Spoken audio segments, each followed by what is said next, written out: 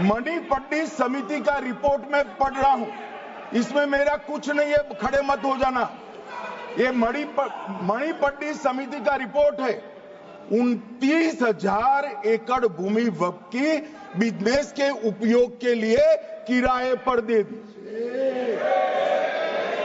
मान्यवर, 2001 से 12 के बीच 2 लाख करोड़ की वक्फ की संपत्ति निजी संस्थानों को हस्तांतरित कर दी 100 साल की लीज पर।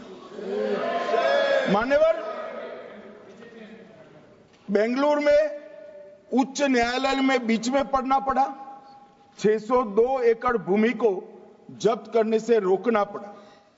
विजयपुर कर्नाटक के होनवाड़ गांव की 1500 एकड़ भूमि पर दावा कर उसको विवाद में डाला और 500 करोड़ की संपत्ति जिस भूमि का मूल्य है वहां 5 स्टार होटल को महीने 12,000 रुपए के किराए से दे दिया।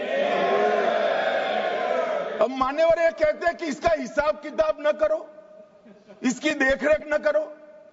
भाई ये पैसा जो है देश के गरीब मुसलमान का है, ये गन्ना सोटों की चोरी के लिए नहीं, ये इसको रोकने के लिए। और इनके जो ठेकेदार बैठे हैं मान्यवर, ये यहां गरज गरज कर बोलते हैं, कुछ तो समझे बगैर बोलते हैं, कुछ समझ कर बोलते हैं। उनको लगता है कि इससे हम जीत जाएंगे। मान्यवर, कर्नाटक में दत्तापीठ के मंदिर पर क्लेम किया, टालीपरंबा 75 साल पुराने एक दावे के आधार पर 600 एकड़ जमीन का दावा किया और ईसाई समुदाय की भी ढेर सारी जमीनों पर कब्जा कर लिया गया। मान्यवर, आज देश के कई गणमान्य चर्च और चर्च के समूह वक्फ बिल का समर्थन कर रहे हैं। उनको लगता है कि इसका विरोध कर हम मुस्लिम भाइयों की सिंपैथी जीतकर अपनी वोट बैंक पक्का करेंगे, उसमें कोई फायदा नहीं होगा अखिलेश।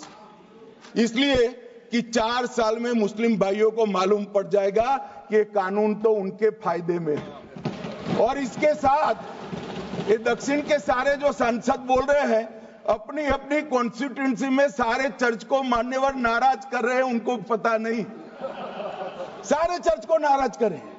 सारे चर्च ने रिजोल्व किया है कि हम खिलाफ इसका हम समर्थन करते हैं। मान्यवर, तेलंगाना में 66,000 करोड़ की 1700 एकड़ जमीन पर दावा कर दिया। असम में मोरीगांव जिले की 134 एकड़ भूमि पर दावा हुआ। बिहार का मैं लालू जी के कोर्ट के साथ बाद में बताता हूं। गुरुद्वारा से संबंधित हरियाणा की 14 मरला भूमि को वक्फ को सौंप दिया। और मान्यवर, प्रयागराज में चंद्रशेखर आजाद पार्क को भी वक्फ घोषित किया। और मान्यवर, महाराष्ट्र के वडानगे गांव में महादेव की मंदिर पर दावा किया और बीड में कंकलेश्वर मंदिर की 12 एकड़ जमीन वक्फ बोर्ड ने जबरन ले ली। मान्यवर, ये सब जब जो चल रहा है, इसमें आज भी मैं स्पष्ट करना चाहता हूं, वक्फ जो कि मुस्लिम भाइयों की धार्मिक क्रियाकलाप और उनके बनाए हुए दान से ट्रस्ट है, उसमें सरकार कोई दखल करना नहीं चाहती है। मुतवल्ली भी उनका होगा, वाकिफ भी उनका होगा, वक्फ भी उनका होगा। परंतु वक्फ की संपत्ति, इसका रख रखाव ठीक से हो रहा है नहीं। वक्फ का संचालन कानून के हिसाब से हो रहा है, निजी उपयोग के हिसाब से। सैकड़ों साल पहले किसी बादशाह ने दान किया, हमारी भाषा में कहो तो धर्मादा किया। अब इसकी संपत्ति को आप 12,000 रुपये में 5 सितारा होटल बनाने के लिए दे देते हो, ये उचित है क्या? भाई वो पैसा गरीब मुसलमान के कल्याण के लिए करिए, तलाकशुदा महिलाओं के कल्याण के लिए करिए, जो अनाथ बच्चे हैं उसके कल्याण के लिए करिए। मानिए, और ये करने की जगह बेरोजगार मुसलमान युवाओं के लिए स्किलिंग का काम करिए, लाखों करोड़ों रुपए की भूमि मान्यवर और इनकम 126 करोड़ रुपया।